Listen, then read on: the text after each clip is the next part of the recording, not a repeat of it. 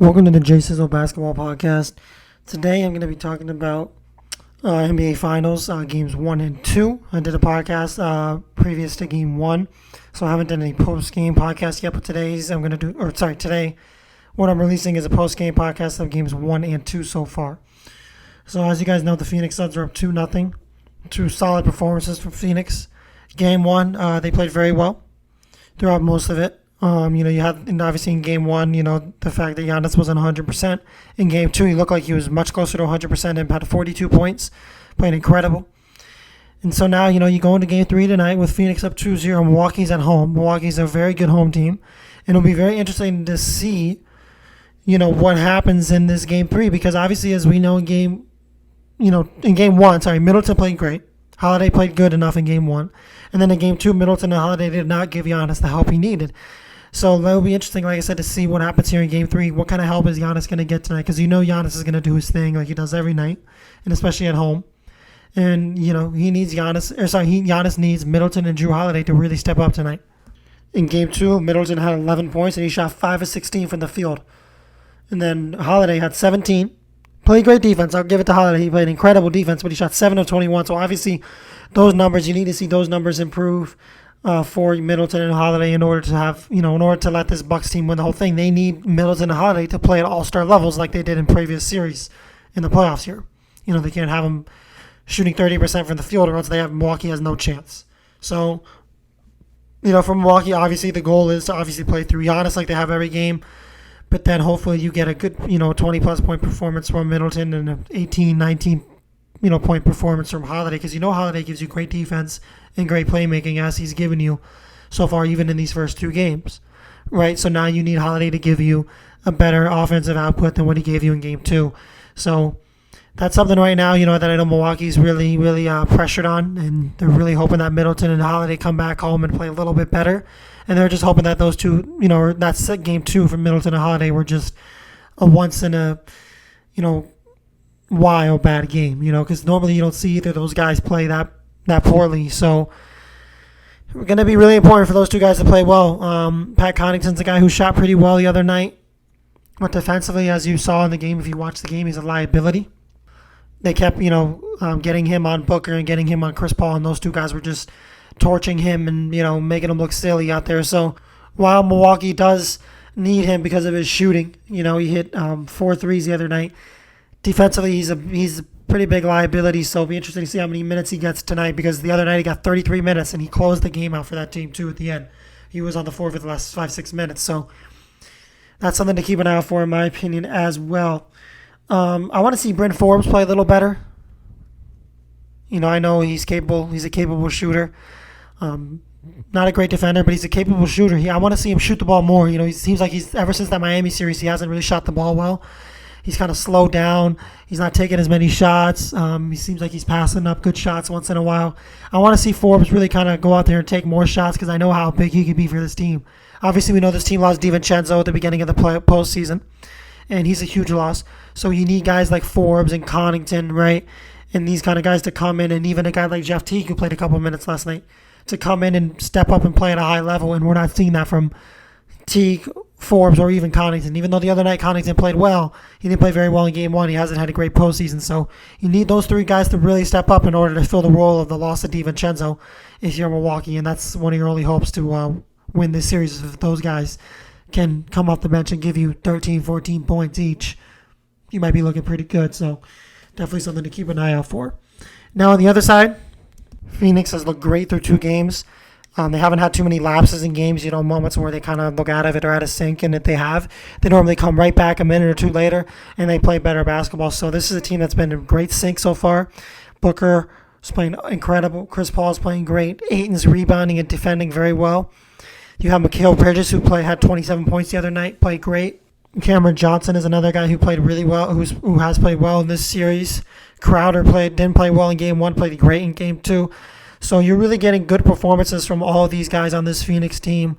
And it's really, that's kind of why I feel like they're winning the series, because they're so deep and everyone is filling their role. Obviously, Booker and Chris Paul and Ayton, we know what those 3 guys can do, along with Bridges. That's kind of their big 4. We know what those guys can do, but then you get guys like Crowder and Campaign, as well as Cameron Johnson, those kind of guys, they're just filling in their role and they're playing. They're playing the way they're supposed to play, and that's why this team's winning right now. And that's kind of what I explained with Milwaukee. A lot of guys aren't really filling their role, and that's why Milwaukee's having a tough time. A lot of these, NBA Finals series or playoff series come down to the 6th, 7th guy off the bench because a lot of times your 1 through 5 will normally play up to par, even though that wasn't the case for Milwaukee in Game 2. But most of the time they'll play up to par. As you see how great Booker's played and Chris Paul's played, Ayton and Bridges have played. And if you're Milwaukee's defense, you're kind of expecting that to happen. You're expecting those guys to have a really good game. So then you need to worry about the other guys, right? You need to make sure you keep the other guys in check as well. The Cameron Johnsons of the world, Jay Crowder, Campaign, right? And if you can't keep those guys in check, then you have a tough time. And Phoenix has done a great job with that. They're very deep. Guys have come off the bench and played well. Guys like Jay Crowder, who, yes, he's a starter, but not a guy that we're used to scoring more than 15 points a game. He's hitting 4 or 5 threes the other night. Well, there you go. That's going to do it for you. So Phoenix getting a lot of work and a lot of progress over the playoffs. Every series, it seems like these guys are getting better. From their 5th, 6th, 7th best player on the team, they're getting a lot of progress and a lot of work from those guys, and that's a big thing too.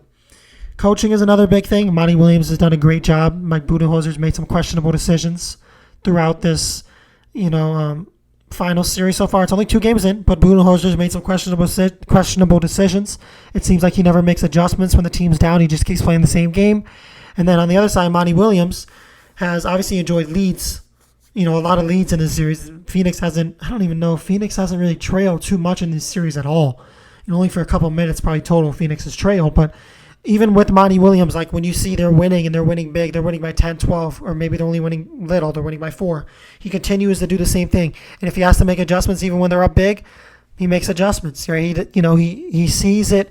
It's almost like he sees it before it comes, right? He sees the way Milwaukee's playing, and he says, okay, we need to make adjustments because we're not playing the right way.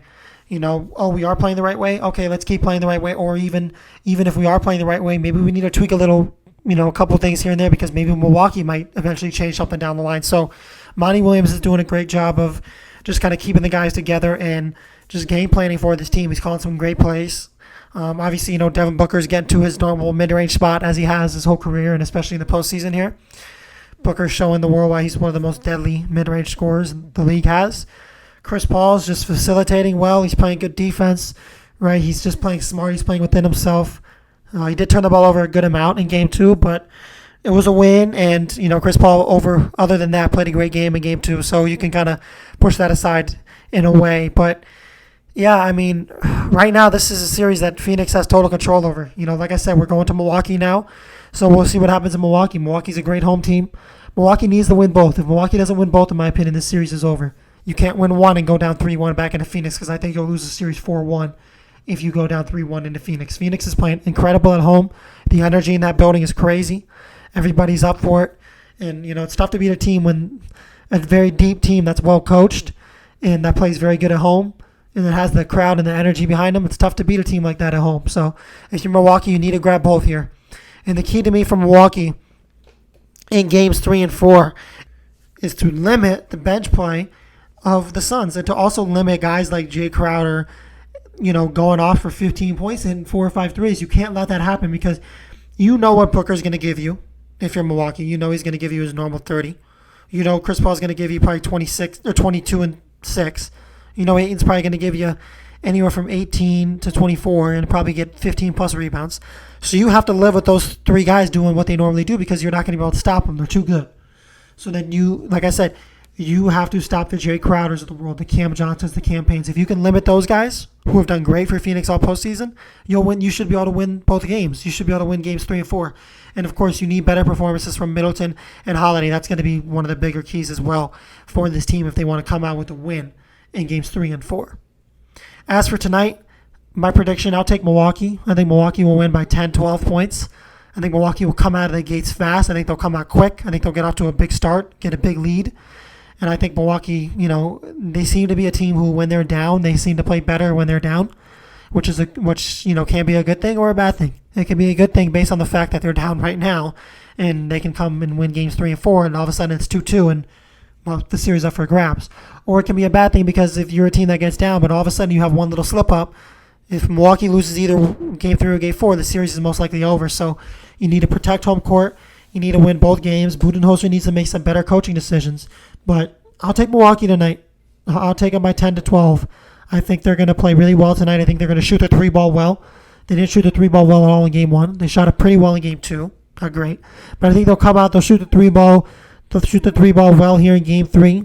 And then, you live with the results after that. If you can get the right looks, if you're Milwaukee, you live with the results. Charles Barkley mentioned one thing, and I thought it was kind of interesting, and so did Kendrick Perkins has said it before. Milwaukee forces and takes a lot of bad shots. They make a lot of bad decisions. That's why, you look at a Milwaukee team in one game, they win by 20, and the next game, 2 days later, they lose by 30. It doesn't really make any sense. I've never seen anything like it. One game, they play super well, and they play, together. They have great chemistry, and they're, taking great shots, and they're playing within the game. And then the next game, they're just taking sloppy shots. Everyone looks like they're out of it. So you just have to make sure if you're Milwaukee that tonight, don't force anything. Yes, you are down 2-0, but don't rush anything. Don't force anything. Play smart basketball. Make passes. Don't let the ball stick to anybody. When Milwaukee makes the right passes and they don't force shots, Milwaukee is almost unbeatable. We've seen it a lot, this year, especially in the postseason when Milwaukee plays well. They beat teams like Brooklyn. They beat them in that series. They beat Atlanta, right? So we've seen Milwaukee do some crazy things. They beat Miami too. When they are focused and when they're taking the right shots and they're moving the ball around well, Milwaukee is a great basketball team, but they need to make sure that they can do that because this is the team that tends to slip up at times, and they can't let one of these games get away from them or else it could be trouble. So definitely if you're Milwaukee, coming into game 3, you want to come into game 3 with a little bit different of an approach than you did in games 1 and game 2. Come out strong. That's the big thing. Like I said, I think they need to come out strong because Milwaukee came out so flat-footed in game 1 and 2 to start. And Phoenix is a team that when they get big leads, they don't seem to really, give up big leads. They seem to hold on to those big leads because they got a lot of guys that can do damage, and they have closers too. So they seem to, punish you even more when they have big leads. They never seem to give them up. And Milwaukee has gotten down too much in games 1 and game 2, and Milwaukee now needs to be able to get off to a good start in game 3. And if they can get off to a good start, I think they can win game 3 here. So on to one more quick thing before I wrap it up here. Injuries. Obviously, we know DiVincenzo is out from Milwaukee. On the Phoenix side, you have Torrey Craig, who got hurt the other night in game 2. He's day-to-day. He should be able to come back for either. They're saying he's questionable for game 3, but game 4, he will most likely be back and suited up, which is big because Torrey Craig is playing great for this team. He's a great defender, and he can hit his threes. He doesn't take a lot of threes, but when he takes them, he makes them. So he's a guy that this Phoenix team needs, and they really can't afford to lose him. Dario Saric, as you guys know, in game 1, tore his ACL, which means we may have to see guys like Frank Kaminsky and guys like that play more minutes, especially now that Torrey Craig could be missing in game 3. You're going to have to see a guy like Frank Kaminsky play more minutes, and Frank Kaminsky is a interesting player for sure. I don't think he's the type of player anybody expected coming out of college. I think we expect him to be better coming out of Wisconsin. But we'll see. We'll see if Frank Kaminsky can have any effect on this game. Phoenix is a little limited now with the loss of Saric and possibly the loss of Craig tonight. So keep an eye out on that one for sure. So I'm hoping for a great game tonight. I think it's going to be a good game. Like I said, I think Milwaukee's going to come away with the win. I want you guys to drop your predictions down low in the comments. Make sure you guys subscribe to the channel. Give the video a like. My new website is attached to my Instagram. It's linked to the Instagram bio.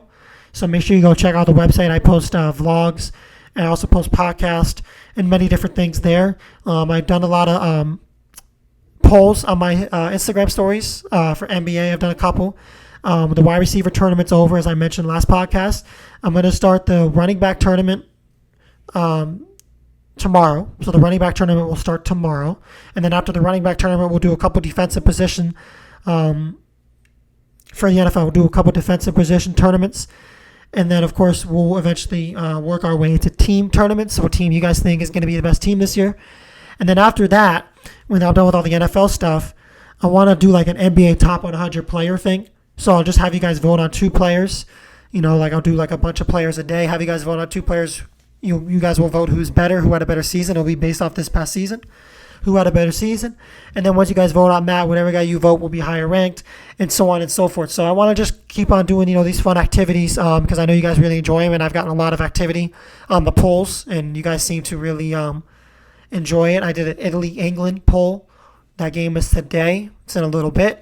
And then I also did an Argentina-Brazil poll last night. Argentina ended up winning 1-0 in the Copa America final. So, yeah, soccer podcast is coming soon. Just so you guys know, got about a month until that comes. I just have to get more informed. I do know a little bit about soccer, but I just want to get a little bit more informed so I can give you guys the best knowledge possible. So, that will come in about a month. New baseball podcast is coming this week. I'm actually going to put out 2 baseball podcasts this week. So make sure you guys check those, and I hope you guys enjoyed today's podcast and enjoy the game tonight.